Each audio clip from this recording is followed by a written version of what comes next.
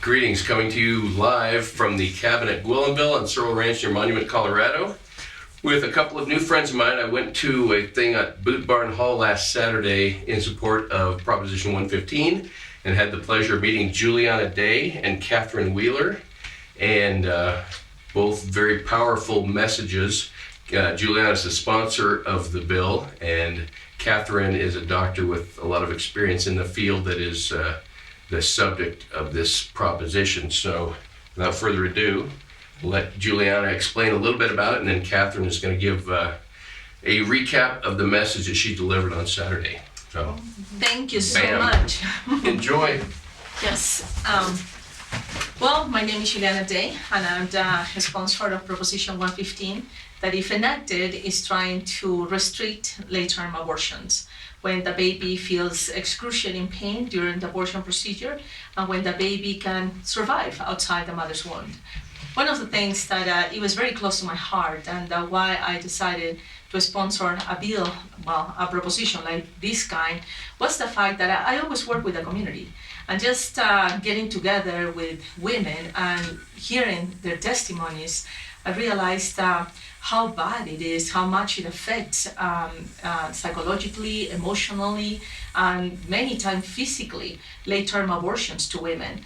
So for me, for people who know me, I'm always getting involved with women and children.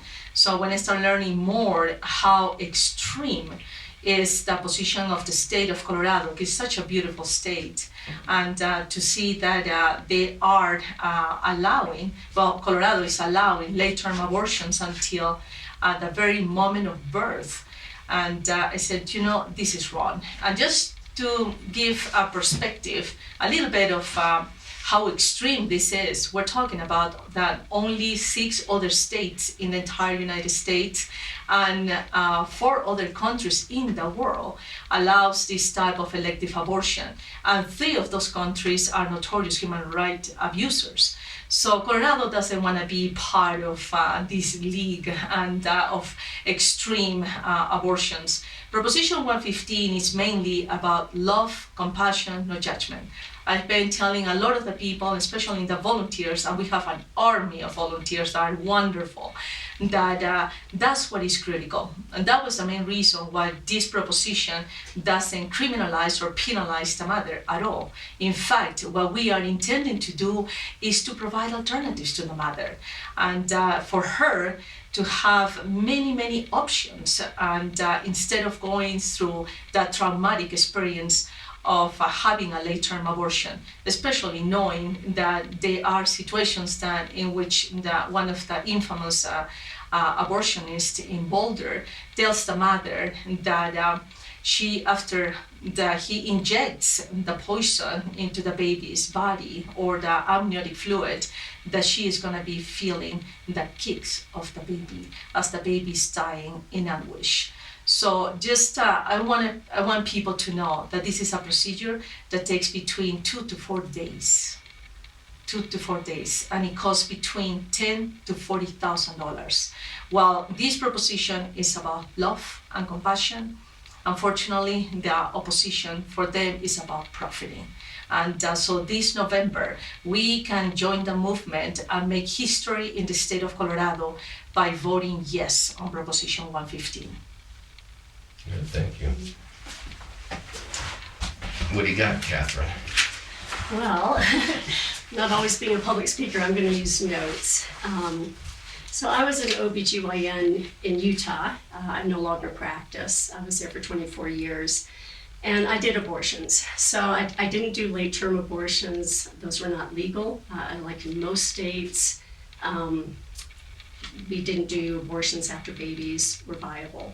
And in my experience, up until about 16 weeks. So I want you to know why people do abortions, and I want you to know what happened that made me stop doing them. So to get you there, I have to give you a little bit of background history and how I came to believe that I was helping women. And to me, I think it's important that you understand that most people in the abortion industry honestly feel in their hearts they're helping women. I was the 9th of 11 kids in a minister's family. I grew up in the midst of the women's rights and the civil rights movement. And that was at a time, being very young, it was very apparent to me that women didn't have the same opportunities as men, and often didn't have the voice. And for me as a very young woman, I started looking for where I could be who I was. In my family, there was this incredible tale about my mom. My mom was brilliant and at the top of her class, and her great aunt was a doctor in West Virginia. And I think she was the first female doctor, if not the first, she was one of the first. And her family thought she was the next one. So she met my dad, got married at 17, and started a big family. And what I always heard is mom could have been a doctor. You know, that was supposed to be Xenia's next thing. And so what I internalized from that was that children and family get in the ways of us being who we are. Clearly a lie, but that's what I internalized. So after a lot of twists and turns, I ended up in medical school and got married and had a surprise pregnancy in the middle of medical school.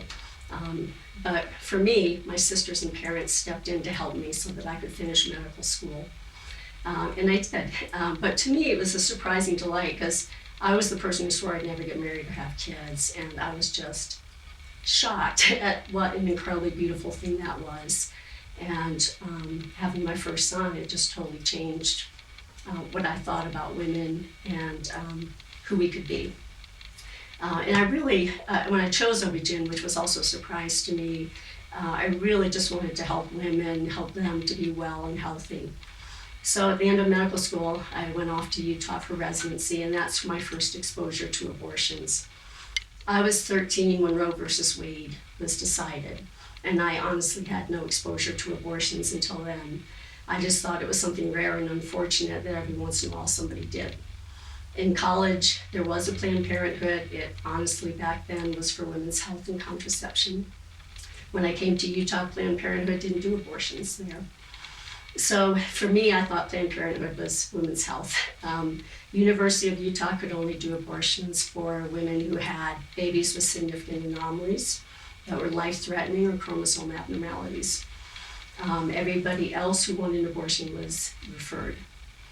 Most residents wouldn't do them there. So me and my belief that I was helping women stepped into that because I felt like I needed to help them. And fortunately, we didn't do very many abortions, but I was often the person who stepped in. Honestly, they're gruesome procedures. As a doctor, you kind of learn to shut your head off and do things that are often very painful for people to help them to be well, and I applied that to abortions too.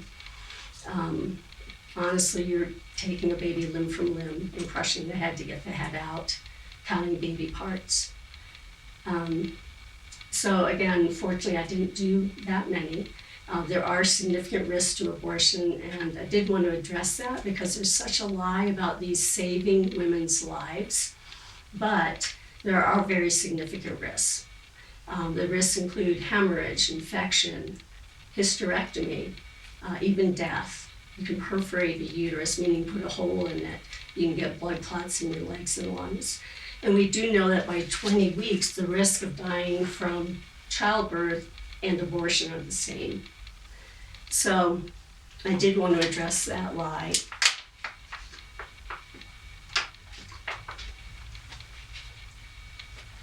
So when I went into private practice, I decided that I would continue to do some abortions for babies that were abnormal. I never wanted to do any for babies that didn't have any problems. And I found very quickly that the anesthesiologist did not want to be involved. So that was something that was a complete roadblock, and I ended up referring women who chose abortion for anomalies. And I thought that was it. And then I had a teen woman who I had taken care of for a few years. She was about 16, coming in with her mom, and she had a surprise pregnancy. And so they were adamant that she wanted an abortion. She was brilliant and wanted to be a doctor.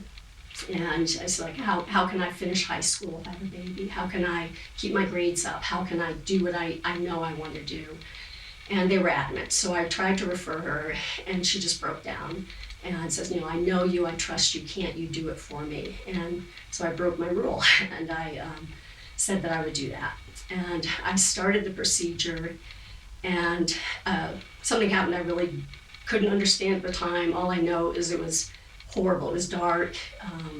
Nobody in the room was aware of it, but it was very dark and heavy, and I honestly felt just pure evil in the room and realized that I was killing a baby. It was the first time that that got removed for me, so I actually understood what I was doing with clarity. I'd already started, so I finished the procedure, but I knew in that moment that I would never do another one.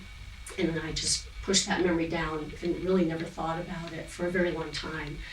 But over the years, things kept happening that really challenged a lot of the things I thought.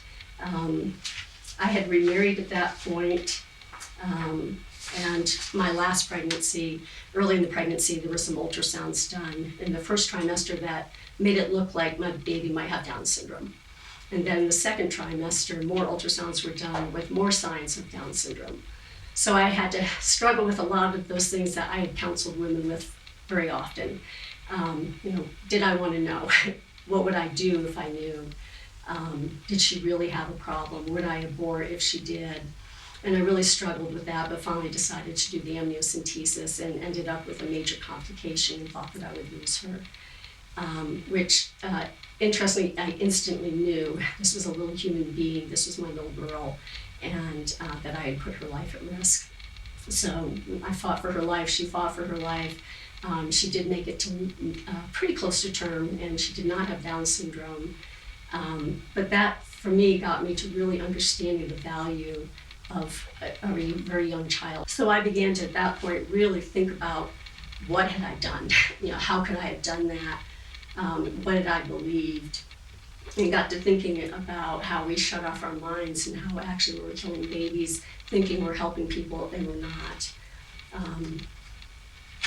So at that point, I was close to the end of my career, and I began moving a couple of times. I moved to Washington State and realized for the first time that Planned Parenthood does abortions, and that abortions are done in the United States up until the due date, but only in very few places. And when I moved here last year and heard that was happening, well, I only recently heard that was happening here when Proposition 115 came to my attention.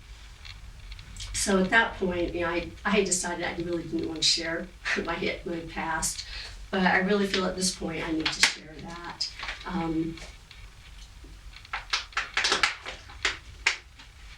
The other thing that I've really thought a lot about is, we talk a lot about there being no regret from abortion, and I can tell you from sitting with women, I heard it all the time. People would come in with new pregnancies and just lament how they had chosen to let go of the baby, to have an abortion. How can I choose this one and not that one? I wonder what my child looked like. And so I know there are studies that say that women don't regret it, but for 24 years I sat and heard it. And I think that that's really important to understand. So at this point, I'm standing with Proposition 115. I think it's very important that we all stand up for this. These are babies that are viable. So in the past, we used to talk about their blood of cells, or when does life begin, but we have gone so far beyond that. Juliana has talked about how rare this is in the United States. 3/4 of Americans believe that this is incomprehensible and should not be allowed. These are the babies that we fight for in the hospitals, that once they're born, we're doing everything we can to help them survive. And there are places in this country, the academic centers, where 70% of these babies are surviving. And so the only difference is one of these babies is inside a uterus and the other baby is outside. The other thing that is being told is that most of these babies are saving a mother's life, or they are for babies with anomalies. But Dr. Warren Hearn from the Boulder Clinic, he has stated that 70% of the abortions he does as late-term abortions are completely normal babies and moms. At this point in the pregnancy, over 22 weeks, as an obstetrician, you've got 2 patients. And so if there's a life-threatening condition, the safest thing, instead of a 2 to 4 day abortion in a center that is not regulated or having any oversight, it is better to get the woman delivered and take care of her medical needs. I have never seen an abortion or anybody over 22 weeks who we didn't just deliver the baby if there was a life-threatening circumstance. I can remember 3 of these. One is now actually my nephew, a woman with breast cancer, and the other 2 were women on a ventilator with pneumonia who we were going to lose, and ended up delivering the babies, and they both turned around, and so we ended up with 2 lives. So there's no need at this point to kill a baby and abort it through a gruesome, painful procedure for the baby, instead of continuing a pregnancy. And my heart just goes out to these women. I don't want there to be any judgment. I have had so many situations in my life where I can empathize completely with these women, but it is a much more humane thing to do to adopt a baby, to have a family member help with the care of a baby if you can't right away. You can even within 3 days of delivery, there's a safe shelter lot in Colorado that you can surrender your baby at a fire station or at a hospital with no consequences. And for babies that do have a lethal anomaly, and these are rare because those are usually found very early in pregnancy. But for those people, there is perinatal hospice now, which is just a beautiful thing where instead of a baby suffering inside a uterus, they can be delivered, they can be given medicine to help them if there's discomfort, and there are memories and love and holding and pictures and just a beautiful honoring of life. So I thank you, and I ask you to vote yes on Proposition 115. Can you show us the website one more time? Oh, yeah, we do. There you go. Thank you, Juliana and Catherine.